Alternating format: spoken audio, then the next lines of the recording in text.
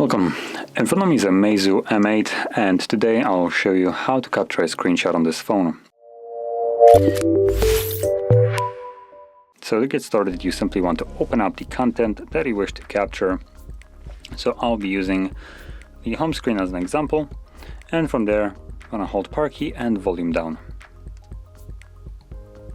You will have this kind of change right here.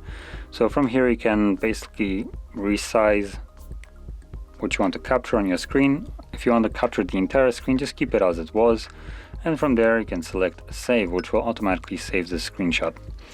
And that screenshot can be found in your gallery application. So open that up, let's go to albums, and you should see screenshot album, and in here obviously a screenshot. Now this is the cropped one because I did resize it, and that is how you capture your screenshot. So if you found this video helpful, don't forget to hit like, subscribe, and thanks for watching.